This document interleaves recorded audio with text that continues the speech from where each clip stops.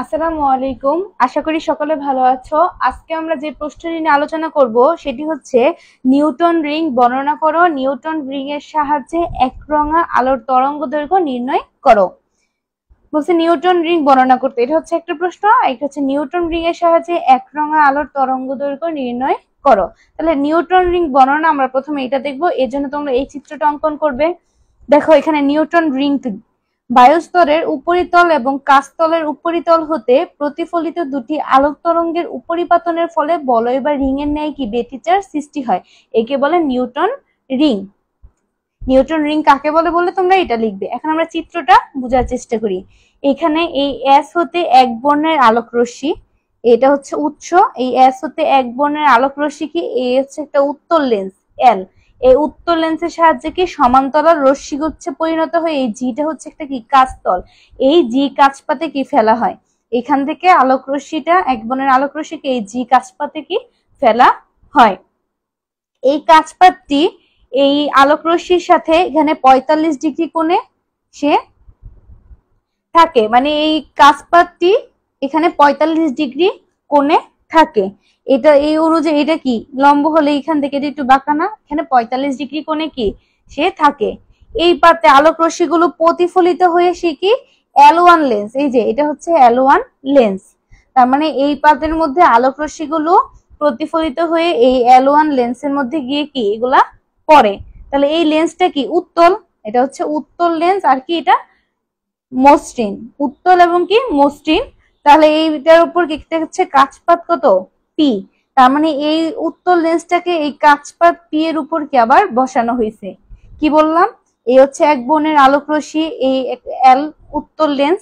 এই এল লেন্সের সাহায্যে সমান্তরাল রশ্মি গুচ্ছে পরিণত হয়ে সে কি করে এখানে যে কাচপাতে কি ফেলা হয়। এই কাচপাতটি 45 ডিগ্রি কোণে কি এখানে থাকে। তাহলে এই কাচপাত থেকে আলোক রশ্মিগুলো প্রতিফলিত কি এই L1 লেন্সে পড়ে। আর এই L1 উত্তল লেন্সটাকে এখানে একটা পি কাচপাতের উপর কি বসানো থাকে। তাহলে দেখো এই লেন্স আর এই কাচপাত দ্বারা আবদ্ধ বায়ুস্তর কি প্রতিফলিত হয়। এই যে এইগুলো হচ্ছে কি বায়ুস্তর, এগুলো হচ্ছে বায়ুস্তর। তাহলে দেখো এই L1 লেন্স আর এই কাচপাত দ্বারা আবদ্ধ বায়ু স্তর প্রতিফলিত হয়ে কি করে উপরিপাতন প্রক্রিয়া কি এখানে ব্যতিচার সৃষ্টি করে। দেখো আমাদের এখানে বলছে নিউটন রিং এ কি করছে ব্যতিচার সৃষ্টি করে। তাহলে এটা এই কাচপাত এবং এই কি কাচপাত এবং এই লেন্স এই দুইটা দ্বারা আবদ্ধ বায়ুস্তর, এই বায়ুস্তরটা প্রতিফলিত হয়ে কি করবে এখানে ব্যতিচার সৃষ্টি করে, উপরিপাতন প্রক্রিয়া ব্যতিচার সৃষ্টি করে।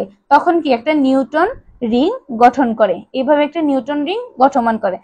তাহলে দেখো এটা দেখার জন্য কি করতে হবে, এই যে এখানে একটা অণুবীক্ষণ যন্ত্র, এই অণুবীক্ষণ যন্ত্রের সাহায্যে যদি পর্যবেক্ষণ করা যায় তাহলে দেখা যাবে এখানে পরপর উজ্জ্বল এবং পরপর কি অন্ধকার রিং দেখা যায়। এই নিউটন এই অণুবীক্ষণ যন্ত্রের সাহায্যে যদি পর্যবেক্ষণ করা হয় তাহলে দেখা যাবে এখানে উজ্জ্বল এবং কি অন্ধকার রিং কি দেখা যায়। তাহলে দেখো আমরা এখান থেকে কি নিউটন রিং এর বর্ণনাটা বললে আমরা এগুলা লিখে দিব, মানে এই চিত্র থেকে আমরা কি কি বুঝলাম আমরা সেটা লিখবো। যখন বলবো তরঙ্গ দৈর্ঘ্য তখন আমরা আলাদা চিত্রের মাধ্যমে সেটা ব্যাখ্যা করব। তাহলে আমরা এটা লিখি এখানে।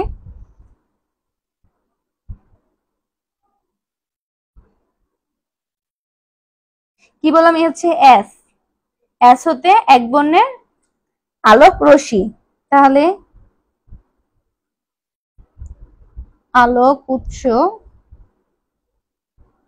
এস হতে এক বর্ণের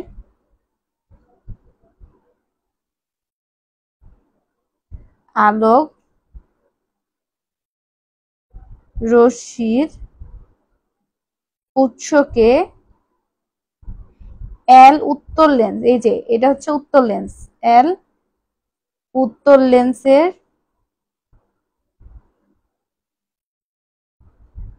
সাহায্যে সমান্তরাল রশ্মি গুচ্ছে, সমান্তরাল রশ্মি গুচ্ছে পরিণত করে এই জি কাচপাতে ফেলা হয়, জি কাচপাতে ফেলা হয়। তাহলে কি বললাম, এই কাচপাতটি এখানে 45 ডিগ্রি কোণে থাকে। তাহলে এই কাচপাতটি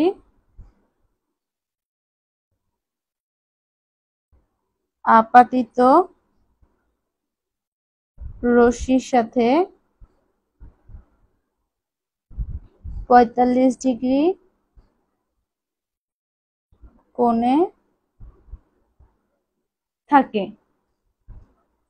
তাহলে এই পাতের মধ্যে যখন এই আলোক রশ্মিগুলো পড়ে তখন সেটা কোথায় যায়, এই L1 লেন্সে গিয়ে কি পড়ে, মানে এই কাচপাত থেকে তখন যায় কোথায়, এই L1 লেন্সে যায়। দেখো তীর চিহ্নটা এইদিকে দেওয়া, তার মানে এইখান থেকে এইদিকে যাচ্ছে, এইখান থেকে এই কাচপাতে, এই কাচপাত থেকে তারপরে কি এই লেন্সে, এই লেন্সটা আবার কোথায় বসানো, এই পি কাচপাতের উপর বসানো। এই পাতে আলোক রশ্মিগুচ্ছ প্রতিফলিত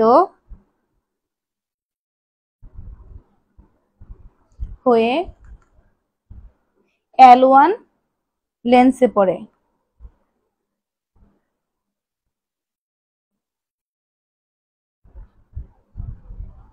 তাহলে কি করলাম আমরা, এই লেন্সের উত্তল পৃষ্ঠে এখন আমরা কি করব, এখানে সমতল কাচপাত, এই দেখো এটা সমতল, তাহলে এই সমতল কাচপাত কি পি এর উপর আমরা বসাবো। তাহলে লেন্সের উত্তল পৃষ্ঠে, এই যে লেন্স, এটা হচ্ছে লেন্স, লেন্সের উত্তল পৃষ্ঠ হচ্ছে কোনটা, এইটা, এইখানে আমরা একটা কাচপাত, মসৃণ সমতল কাচপাত পি এর উপর বসানো থাকে। তাহলে এখন কি করব, এই লেন্স এবং কাচপাত দ্বারা কি আবদ্ধ বায়ুস্তর কি প্রতিফলিত হয়ে উপরিপাতন প্রক্রিয়া কি এখানে ব্যতিচার গঠন করবে, সেটাই হচ্ছে কি নিউটন রিং। লেন্স ও কাচপাত দ্বারা আবদ্ধ বায়ুস্তর প্রতিফলিত হয়ে উপরিপাতন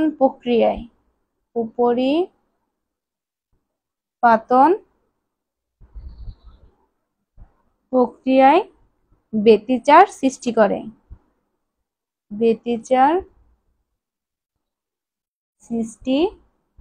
করে, এবং নিউটন রিং গঠন করে।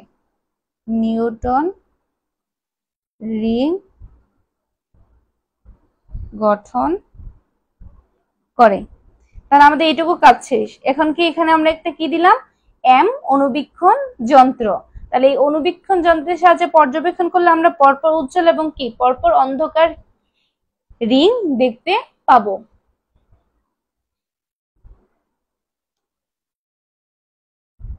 চলমান অনুবীক্ষণ যন্ত্রের সাহায্যে পর্যবেক্ষণ করলে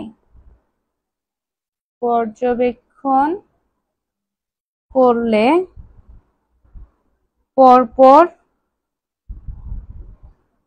উজ্জ্বল ও অন্ধকার রিং দেখা যায়।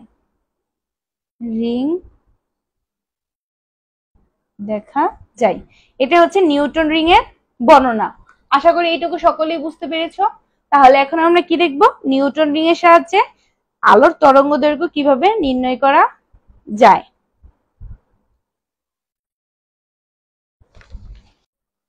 দেখো তাহলে তরঙ্গ দৈর্ঘ্য নির্ণয় করার জন্য আমাদের এই চিত্রটা অঙ্কন করতে হবে। এই চিত্রে কি দেখো, এটা ধরি আমরা ল্যামডা তরঙ্গ দৈর্ঘ্যের একবর্ণী আলোক তরঙ্গ কি এ বি অবিলম্বভাবে সমলোত্তর এই হচ্ছে এল লেন্সের মধ্যে কি আপাতিত হয়।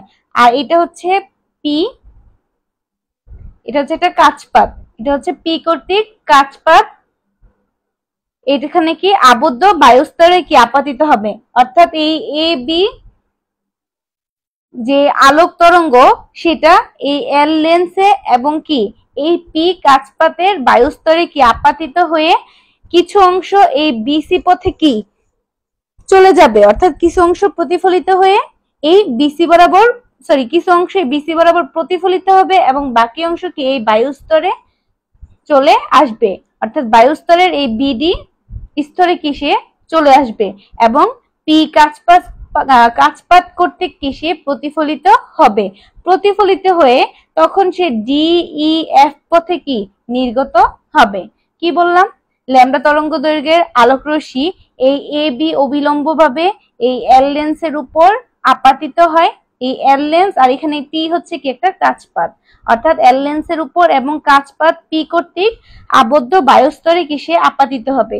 আপাতিত হয়ে কিছু অংশ এই বিসি পথে কি চলে যাবে বা কিছু অংশ এই বিসি পথে প্রতিফলিত হবে এবং বাকি অংশ কি এই বায়ুস্তরের এই বিডি অংশে কি থাকবে এবং পি কাচপাত কর্তৃক কি সে প্রতিফলিত হবে। এই পি কাচপাত কর্তৃক যখন সে প্রতিফলিত হবে তখন সে আবার এই যে এই পথে কি বাহিরে চলে আসবে। এটা কত ডি ই এফ পথে কি বাহিরে নির্গত হবে। তাহলে দেখো এখানে আমরা এই ও থেকে ডি পর্যন্ত এটা দূরত্ব কত ধরলাম, এটা আর ধরলাম। আর এই ও বিন্দুতে অর্থাৎ এই দেখো এই ডি থেকে এই স্পর্শ বিন্দু পর্যন্ত এর পুরুত্ব হচ্ছে কত 0, অর্থাৎ এই স্পর্শ বিন্দুতে বায়ুস্তরের পুরুত্ব 0, এটা মনে রাখবে সকলে, এই বিন্দুতে 0। তাহলে লেন্সের বক্রতার ব্যাসার্ধ কি আর, আর আমরা এই স্পর্শ বিন্দু হতে এই ডি পর্যন্ত দূরত্বকে কত ধরলাম, আমরা আর ধরলাম। আর বায়ুস্তর এইগুলো হচ্ছে বায়ুস্তর, বায়ুস্তরের পুরুত্বকে আমরা কি ধরলাম, টি ধরলাম। আশা করি এইটুকু সকলেই বুঝতে পেরেছো। তাহলে দেখো আমরা এখান থেকে কিভাবে বের করতে পারি, এই হচ্ছে ডি আর এই হচ্ছে কত এফ। এই ডি এফ রশ্মির পথ পার্থক্য কত পাই, আর দশা পার্থক্য কি হবে ল্যামডা বাই 2 হবে। তাহলে আমরা এখানে কি একটা ব্যতিচার সৃষ্টি হবে। তাহলে ব্যতিচার যদি এখানে সৃষ্টি হয় তাহলে আমরা এই বি আর এই হচ্ছে ও, এই বি ও এবং কি এই ডি বিন্দুতে প্রতিফলিত তরঙ্গ দৈর্ঘ্যের আমরা মোট পার্থক্য নির্ণয় করব, মোট পথ পার্থক্য আমরা নির্ণয় করব। তাহলে দেখো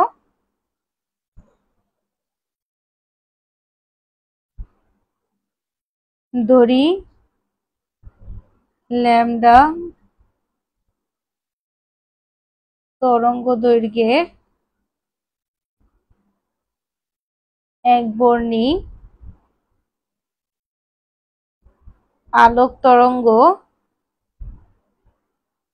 এ বি অবিলম্ব ভাবে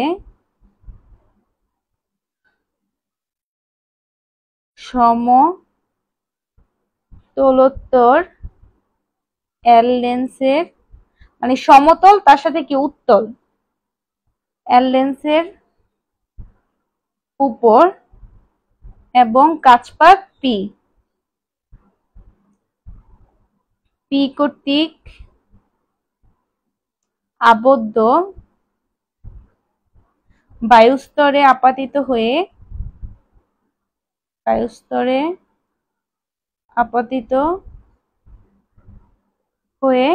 কি বললাম, তরঙ্গের একটা অংশ কি এই বিসি পথে কি প্রতিফলিত হয়। তরঙ্গের একাংশ বিসি বরাবর প্রতিফলিত হবে এবং অপর অংশ কোথায় যাবে, এই বিডি বায়ুস্তরে, এবং অপর অংশ বিডি বায়ুস্তরে প্রবেশ করে। তাহলে এই বায়ুস্তরে বাকিটুকু যে প্রবেশ করবে সেটা আবার এই পি কাচপাত কর্তৃক কি প্রতিফলিত হবে। তাহলে পি কাচপাত কর্তৃক প্রতিফলিত হয়ে সে আবার এই ডিই এফ পথে কি নির্গত হবে।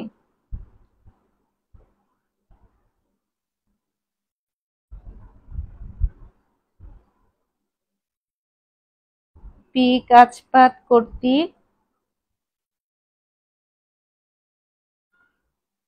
প্রতিফলিত হয় এবং ডিইএফ পথে নির্গত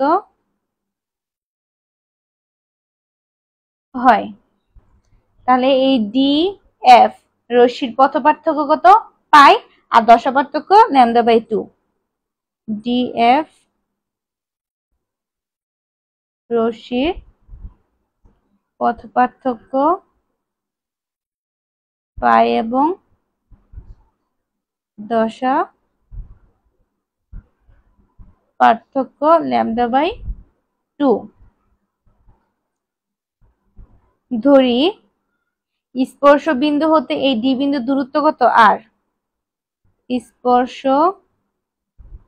বিন্দু হতে ডি বিন্দুর দূরত্ব আর। আর কি বললাম? বায়ুস্তরের পুরুত্ব হচ্ছে টি। বায়ুস্তরের পুরুত্ব টি। লেন্সের বক্রতার ব্যাসার্ধ। বক্রতার ব্যাসার্ধ হচ্ছে আর। তাহলে দেখো আমরা কি বললাম? এই স্পর্শ বিন্দুতে কি হবে? বায়ুস্তরের পুরুত্ব কি হবে? 0 হবে। তাহলে আমরা এখান থেকে এখন কি বলতে পারি? লেন্সের বক্রতার ব্যাসার্ধ হচ্ছে আর। আর কি বললাম? এই হচ্ছে বিডি, হচ্ছে বায়ুস্তরের মধ্যে যতটুকু ছিল বিডি। এই বিডি এই পি পুরুত্বের বায়ুস্তরের কি ওডি ব্যাসার্ধের বৃত্তাকার পথে কিসে সজ্জিত হবে? ও বিন্দুতে আমরা কি বললাম? তার পুরুত্ব কত? 0। ও বিন্দুতে বায়ুস্তরের পুরুত্ব হচ্ছে 0। এটা হচ্ছে স্পর্শ বিন্দু। আর বললাম আমরা এই বিডি এই পি পুরুত্বের বায়ুস্তর এই ওডি ব্যাসার্ধের বৃত্তাকার পথে কি সজ্জিত থাকবে। তাহলে আমরা এই বিও মানে এই যে এইটুকু বিও এবং এই ডি বিন্দুতে প্রতিফলিত তরঙ্গদের মোট পার্থক্য পাবো। মানে এই বিও আর ডি মানে এই যে এইটুকুর প্রতিফলিত তরঙ্গদেরকে আমরা মোট পার্থক্য বের করতে পারবো। তাহলে আমরা জানি কি মিউ দ্বারা কি বোঝায়? প্রতিসরণাঙ্ক বোঝায়। তাহলে আমরা প্রতিসরণাঙ্কের মাধ্যমে কি আমরা এটার পথ পার্থক্যটা দেখবো এটা কি হয়। তাহলে দেখো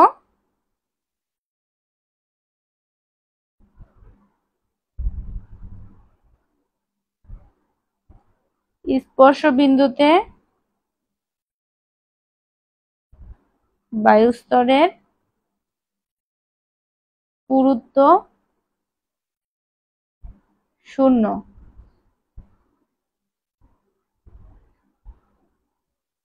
বিডি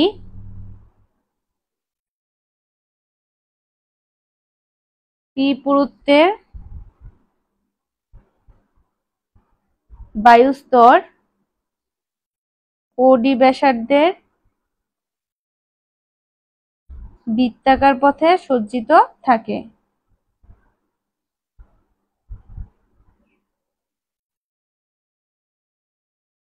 সজ্জিত থাকে। তাহলে বিও এবং ডি বিন্দুতে প্রতিফলিত তরঙ্গদ্বয়ের মোট পথ পার্থক্য। দেখো এই কাজটা তো আমরা এই পাশে দেখালাম, এটা তো তাহলে এই পাশেও হতে পারে, তাই না? এই পাশে আমরা দেখালাম, এটা চাইলে এই পাশেও হতে পারে। এই পাশেও বায়ুস্তর, এই পাশেও কি বায়ুস্তর আছে। তাহলে এই ক্ষেত্রে আমরা দুই পাশের জন্য এখানে 2 দিব। প্রতিসরণাঙ্ক মিউ, টি হচ্ছে এখানে পুরুত্ব টি, আর সাথে হচ্ছে কস আর প্রাইম। এই আর প্রাইম দ্বারা আমরা কি বুঝাইলাম? এই অবিলম্ব আপাতনের জন্য এই আর প্রাইম এটার মান কত ধরবো? আমরা 0 ধরবো। কি বলছি আমরা? বায়ু মাধ্যমের জন্য এই মিউ ইকুয়াল টু কত? 1, আর এই আর প্রাইমের মান কি হয়, অবিলম্ব আপাতনের জন্য এই মানটার কত হয়, 0 হয়। তাহলে এটা যদি 0 হয়, এটাও যদি 0 হয়, তাহলে এখান থেকে আমরা কি পাচ্ছি, শুধু পাবো কি, আমরা 2t পাবো। আর তার সাথে আমরা কিছুক্ষণ আগে কি দেখলাম, এই ডিএফ পথে পথ পার্থক্য পাই আর দশা পার্থক্য কত, λ/2। তার সাথে হবে এই λ/2। তার মানে তরঙ্গদের মোট পার্থক্য হচ্ছে এইটা, এই দুই পাশে হয় দিকে, তার জন্য হচ্ছে 2। এই জিনিসটুকু সকলেই মনে রাখবে। তাহলে দেখো, এই পাশে হতে পারে, এই পাশে হতে পারে, সেই জন্য এখানে 2 আর তার সাথে হচ্ছে মিউ টি কজ আর প্রাইম প্লাস মাইনাস কি λ/2। এখন যদি বায়ু মাধ্যমে এই মিউ ইকুয়াল টু যদি 1 হয়, তাহলে দেখো কি হয়, বায়ু মাধ্যমে মিউ ইকুয়াল টু 1 এবং অবিলম্ব আপাতনের জন্য আর প্রাইম ইকুয়াল টু 0। তাহলে মোট পথ পার্থক্য কি থাকে, মোট পথ পার্থক্য এই হচ্ছে 2t, এটার মান 1, তাহলে থাকে 2t R prime equal to 0। তাহলে cos 0 ডিগ্রির মান কত, 1। তাহলে 2t প্লাস মাইনাস λ/2। তাহলে এখান থেকে আমরা পাচ্ছি 2t প্লাস মাইনাস λ/2। তাহলে আমরা কি জানি গঠনমূলক ব্যতিচারের ক্ষেত্রে, গঠনমূলক ব্যতিচারের ক্ষেত্রে আমরা জানি পথ পার্থক্য হচ্ছে কি 2n λ/2, আর ধনাত্মক ব্যতিচারের ক্ষেত্রে 2n প্লাস মাইনাস 1 λ/2। আমরা এটা সকলে জানি। মানে ব্যতিচারের ক্ষেত্রে, মানে ধ্বংসাত্মক ব্যতিচার, আর এটা হচ্ছে গঠনমূলক, একটা হচ্ছে আলো উজ্জ্বল আর এটা হচ্ছে কি অন্ধকার। তাহলে ধ্বংসাত্মক ব্যতিচারের ক্ষেত্রে কি হবে, 2n, এই 2n প্লাস মাইনাস 1 λ/2। এই জায়গায় যদি 1 বসাও কত হয়, 2 কে 2, 2 আর 1 কত 3। তার মানে আমরা দেখতেছি এখানে বেজোড়। তার মানে ধ্বংসাত্মকের ক্ষেত্রে কি λ/2 এর কি বেজোড় গুণিতক। তাহলে আমরা এই দুই ক্ষেত্রের জন্য আমরা এখানে সমীকরণ পাবো। আমরা সেই সমীকরণ দুটিকে এখান থেকে বের করব।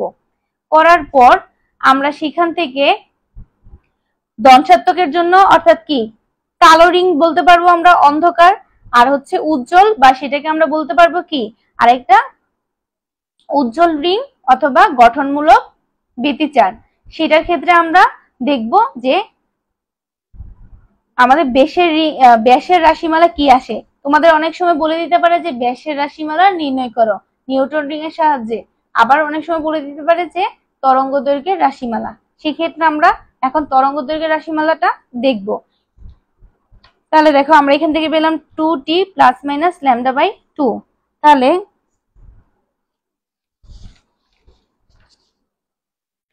গঠনমূলক ব্যতিচারের জন্য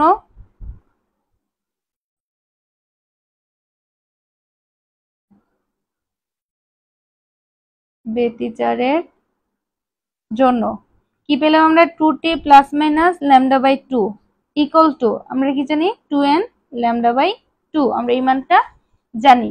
তাহলে এখান থেকে আমরা কি করতে পারি, এই হচ্ছে 2t ইকুয়াল টু 2n λ/2, এই প্লাস মাইনাস λ/2 ওই পাশে গেলে কি হবে, প্লাস থাকলে ওই পাশে মাইনাস, মাইনাস থাকলে ওই পাশে গেলে কি প্লাস, তাহলে প্লাস মাইনাস λ/2। তাহলে এখান থেকে 2t ইকুয়াল টু λ/2 কি কমন যায়, তাহলে থাকে কি 2n প্লাস মাইনাস 1। তাহলে আমরা এখান থেকে এটা পেলাম, এটাকে আমরা 1 নং সমীকরণ দিব। সেম একইভাবে আমরা ধ্বংসাত্মকের জন্য বের করব।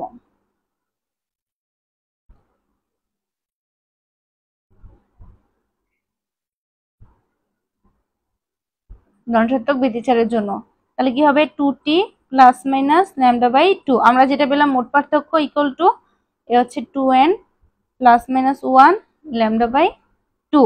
তাহলে আমরা এখান থেকে 2t এর মান বের করলে এ হচ্ছে 2n। আমরা এই 2n প্লাস মাইনাস 1 কে λ/2 কে দুইটার সাথে কি গুণ অবস্থায় আছে, আমরা গুণ করে দিব। তাহলে λ/2 প্লাস মাইনাস λ/2, আর এটা ওই পাশে গেলে কি হবে, প্লাস মাইনাস λ/2। তাহলে এখান থেকে থাকে 2t ইকুয়াল টু 2n λ/2। এটার প্লাসের সাথে এটার মাইনাস কাটতে পারবো, আবার এটার মাইনাসের সাথে এটার প্লাস কাটতে পারবো, অর্থাৎ এই দুইটাকে আমাদের কাটাকাটি চলে যাবে। তাহলে 2n λ/2 পাচ্ছি আমরা।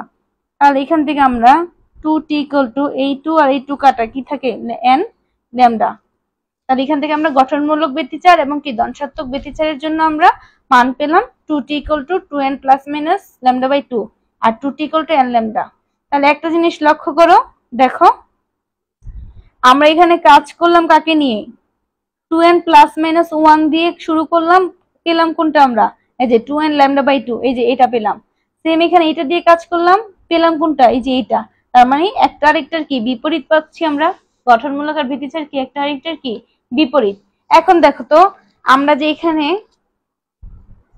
যে কাজপাতটুকু নিছি এটা কি একটা বৃত্তাকার না, আমরা তো এখানে এটার অল্প কিছু অংশ কি আট করলাম, তাহলে এটার তো যদি আমরা পুরোটা অঙ্কন করি বোঝার জন্য, তাহলে এটা কি একটা বৃত্ত হয়। আমরা এখন এইটাকে আমরা বৃত্তের মাধ্যমে মানে এটার পুরোটা আমরা অঙ্কন করব। তাহলে দেখো পুরোটা অঙ্কন করলে কি হয়,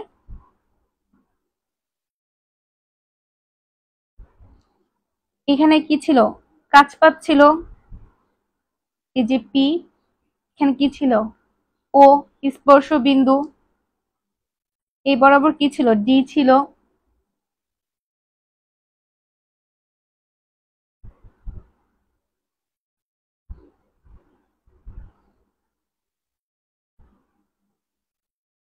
এটা কি তার কেন্দ্র, কেন্দ্রটা আমরা এখানে জি ধরলাম, এইটুকুর ব্যাসার্ধ হচ্ছে আর, আমরা ধরে নিয়েছিলাম বক্রতার ব্যাসার্ধ, লেন্সের বক্রতার ব্যাসার্ধ আর, এই হচ্ছে সেটা। তাহলে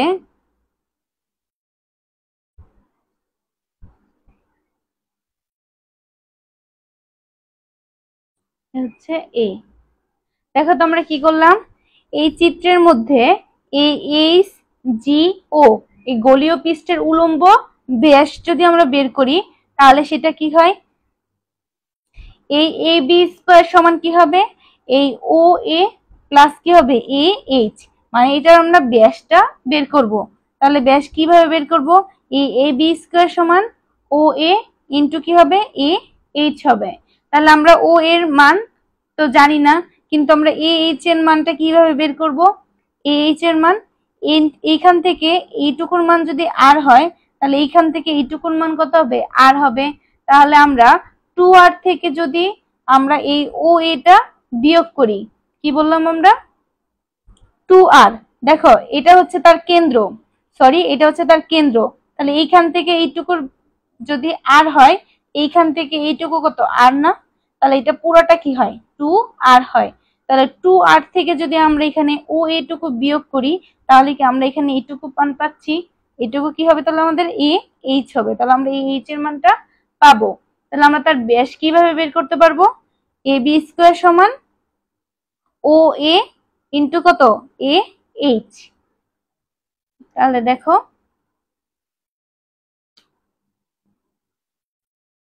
চিত্রে এইচ জি ও গোলীয় পৃষ্ঠের উলম্ব ব্যাস, কি বললাম এই এইচ জিও হচ্ছে কি এই গোলীয় পৃষ্ঠটার উলম্ব ব্যাস, কারণ দেখো এটা কিন্তু উলম্ব অবস্থায় আছে, এটা হচ্ছে আনুভূমিক এটা হচ্ছে উলম্ব, তার মানে এটা হচ্ছে তার কি উলম্ব ব্যাস। তাহলে এই এইচ জি ও হচ্ছে এখানে উলম্ব ব্যাস। তাহলে আমরা এখান থেকে যদি এ বি স্কয়ারের মান বের করি কি বের করতে পারবো, কেন আমরা এ বি স্কয়ার বের করতেছি তাই না, আমরা এখানে ওডির মান তো জানতাম, ওডির মান কত জানি আমরা এখানে আর জানি, ওডির মান হচ্ছে আর, তাহলে আমরা এর সমান্তরালে কি আমরা এখানে রেখা টানলাম, এর সমান্তরালে কি বললাম আমরা এখানে রেখা টানলাম আমাদের সুবিধার জন্য। তাহলে এটা যদি ওডি হয় ওডি ইকুয়াল টু আর হয় তাহলে এখানে এ বি ইকুয়াল টু কত হবে আর হবে। সেম একইভাবে এখানে ও এর মান যা হবে এইখানে বিডির মানও কি তাই হবে। তাহলে আমরা এখান থেকে এ বি স্কয়ারের মান বের করতে পারবো। তাহলে A B square equal to কি হবে, এই ও এ ইন্টু কত A H, O A into A H, তাহলে এই হচ্ছে ও এ। আর এই এইচ কিভাবে লিখতে পারবো বলছি, এইখান থেকে এইটুকু হচ্ছে আর, তাহলে এইখান থেকে এইটুকু কত আর, আর প্লাস আর কত হয় 2r, তাহলে এই হচ্ছে 2r, তার থেকে কি আমাদের ও এ বাদ দিতে হবে, তাহলে ও এ বাদ দিলে আমরা এইচ পাবো, তাহলে ও এ, তাহলে আমরা এইচ পেলাম। আর এখানে এ বির মান কত আর, স্কয়ার। ওডি যদি আর হয় তাহলে এ বিও কি আর হবে, তাহলে হচ্ছে আর স্কয়ার। তাহলে আর স্কয়ার ইকুয়াল টু 2 আর ও এ আমরা গুণ করে দিতেছি মাইনাস ও এ স্কয়ার। দেখো এখানে ও এটা কি খুবই ক্ষুদ্র, তাহলে ও এ ক্ষুদ্র হলে এই ও এ স্কয়ার কে আমরা অগ্রাহ্য করতে পারবো। তাহলে এইটুকু আমরা বাদ দিয়ে দিলাম, আমরা এখান থেকে পাবো কোথায়, এইটুকু মান পাবো। তাহলে ও এ ক্ষুদ্র বলে ও এ স্কয়ার কে অগ্রাহ্য করা যায়। তাহলে অগ্রাহ্য করা হলে আর স্কয়ার ইকুয়াল টু কি পাচ্ছি আমরা 2 আর ও এ। এখান থেকে আমরা এই ও এর মানটা বের করব। তাহলে ও এ ইকুয়াল টু কি হয় আর স্কয়ার বাই 2 আর। তাহলে দেখো এখানে আমরা বিডি এর পুরুত্বকে কত ধরে নিছিলাম, দেখো আমরা এখানে বায়ুস্তরের পুরুত্বকে টি ধরে নিছিলাম। তাহলে বায়ুস্তর এখানে কি ছিল এই বিডি, তাহলে বায়ুস্তরের পুরুত্বটা যদি টি হয় তাহলে এখানে ও এ সমান কি হবে টি হবে। এটা সমান্তরাল এটা অঙ্কন করলাম, এটা সমান্তরাল এটা অঙ্কন করলাম, তাহলে এইটা টি হলে কি হবে এটাও টি হবে। তাহলে ও এর পরিবর্তে আমরা কত লিখতে পারবো T equal to R square by 2 R. এটাকে আমরা 3 নং সমীকরণ দিব। এখন দেখো এই ওডিটা যদি এনতম কালো রিং এর ব্যাসার্ধ হয় তাহলে কি বললাম আমরা, কালো রিং মানে এখানে ধ্বংসাত্মক ব্যতিচার, তাহলে আমরা ধ্বংসাত্মক ব্যতিচারের জন্য তার ব্যাস নির্ণয় করব। আবার আমরা চাইলে এখানে যদি ওডিটা কি হয় উজ্জ্বল রিং হয় তাহলে উজ্জ্বল রিং এর জন্য আমরা এখানে তার ব্যাস নির্ণয় করতে পারবো। আমরা দুইটার জন্যই দেখিয়ে দিচ্ছি, তোমরা চাইলে একটা দেখালেই বলে দিতে পারবে যে এটাই হচ্ছে ব্যাসের রাশিমালা। যদি তোমাদের বলে দেয় যে ব্যাসের রাশিমালা নির্ণয় করো সেই ক্ষেত্রে, তাহলে দেখো আমরা এখন ব্যাস নির্ণয় করব।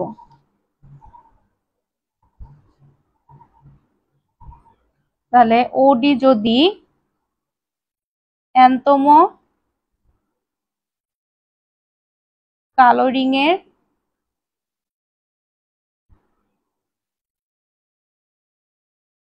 ব্যাসার্ধ হয় তাহলে ধ্বংসাত্মক ব্যতিচারের জন্য, তাহলে ধ্বংসাত্মক ব্যতিচারের জন্য কি হবে এ হচ্ছে 2t ইকুয়াল টু কত n lambda, 2t equal to কত n ল্যামডা। আমরা এটা কোথা থেকে পেলাম, আমরা 2 নং সমীকরণ ধ্বংসাত্মক ব্যতিচারের জন্য পেলাম কি 2t equal to n lambda. তাহলে আমরা এই মানটা লিখলাম, এই হচ্ছে 2, এই মাত্র আমরা কি t এর মান বের করলাম, t এর মান কত r স্কয়ার বাই কত 2r। তাহলে এখান থেকে আমরা r স্কয়ার বাই কত 2r ইকুয়াল টু কত লিখতে পারবো n ল্যামডা।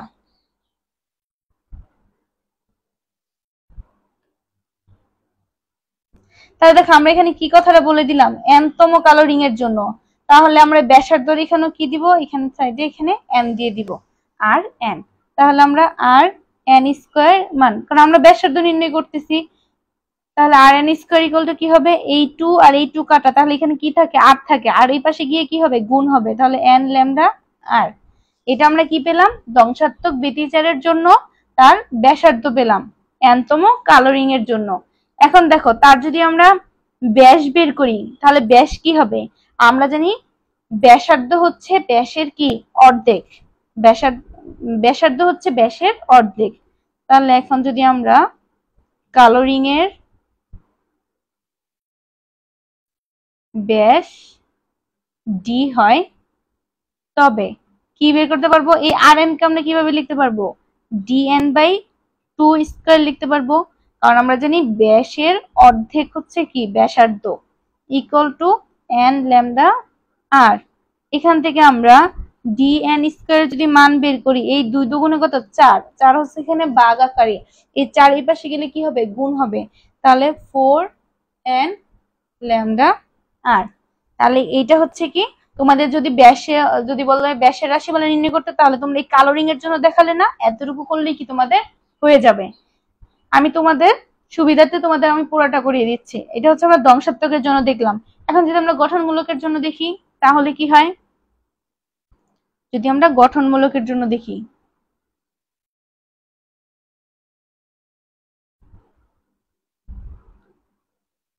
এই ওডি যদি এনতম কি, কালো রিং হবে না, এখানে উজ্জ্বল রিং হবে, উজ্জ্বল রিং এর ব্যাসার্ধ হয়। তাহলে এনতম উজ্জ্বল রিং এর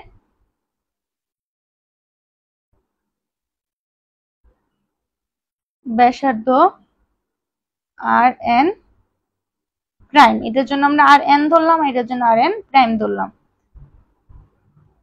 হয় তবে এবার আমরা 1 নং সমীকরণ থেকে কি পেয়েছিলাম, 2t = 2n ± 1 λ/n